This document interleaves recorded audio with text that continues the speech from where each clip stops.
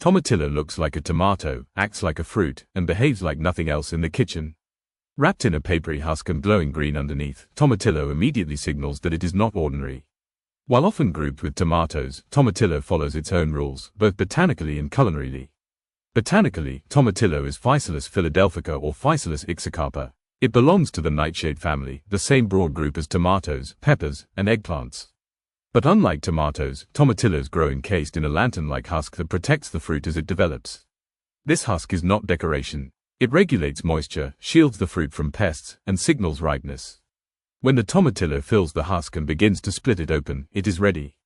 Origin matters here. Tomatillo is native to Mexico and Central America. It was domesticated long before tomatoes became globally popular. In fact, tomatillos were a foundational crop in Mesoamerican civilizations such as the Aztecs and Maya. While tomatoes traveled the world and adapted to countless cuisines, tomatillo stayed culturally grounded. It did not spread everywhere, but where it stayed, it became indispensable. Flavor defines tomatillo. Raw, it is sharply acidic, bright, and herbal. There is a citrus-like bite that wakes up the palate immediately. Cooked, the acidity softens and becomes rounder, deeper, and slightly sweet. This transformation is why tomatillos are rarely eaten raw on their own.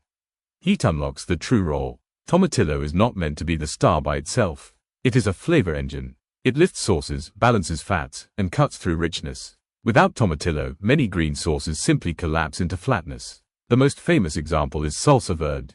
Tomatillo, chili peppers, onion, garlic, and herbs come together to create something greater than the sum of its parts. Remove the tomatillo, and the sauce loses structure. Unlike tomatoes, tomatillos contain pectin that thickens sauces naturally when cooked.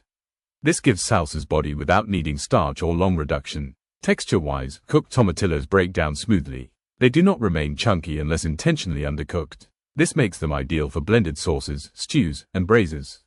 In Mexican cuisine, tomatillo is everywhere. Enchiladas verdes, chilaquiles, pozole verde, tamales, and countless regional dishes rely on it. It provides acidity without overwhelming spice. Outside Mexico, tomatillo is often misunderstood. Many substitute green tomatoes, which fail completely. Green tomatoes lack the acidity, aroma, and pectin that define tomatillo's function. Nutritionally, tomatillos are light but functional. They are low in calories and provide vitamin C, vitamin K, potassium, and antioxidants. Their acidity stimulates appetite and digestion. They also contain flavonoids and phytochemicals linked to anti-inflammatory properties. While not a nutritional powerhouse like leafy greens, they play a supporting health role through balance rather than density. Agriculturally, tomatillos are vigorous plants. They grow quickly, spread wide, and produce heavily. One plant can yield dozens of fruits. They thrive in warm climates with full sun. Unlike tomatoes, tomatillos require cross-pollination. A single plant will not fruit effectively on its own. This biological detail explains why some home growers struggle with yields. Visually, tomatillos are striking. The contrast between the matte husk and glossy fruit creates immediate interest. When roasted, their skins blister and darken, signaling depth of flavor. Culturally, tomatillo represents culinary continuity. It survived colonization, globalization, and industrial food shifts without losing identity. It remained rooted. In modern cooking, chefs are rediscovering tomatillo beyond salsa. It appears in vinaigrettes, marinades, soups, and even fusion dishes. Its acidity behaves differently from vinegar or citrus, creating layered sourness instead of sharpness. The biggest mistake with tomatillo is undercooking or underseasoning.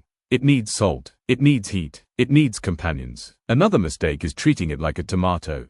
Tomatillo is not sweet-forward. It is structural. It exists to shape flavor, not to comfort. Tomatillo does not charm gently. It sharpens. It clarifies. It defines. Without tomatillo, green cuisine loses its spine.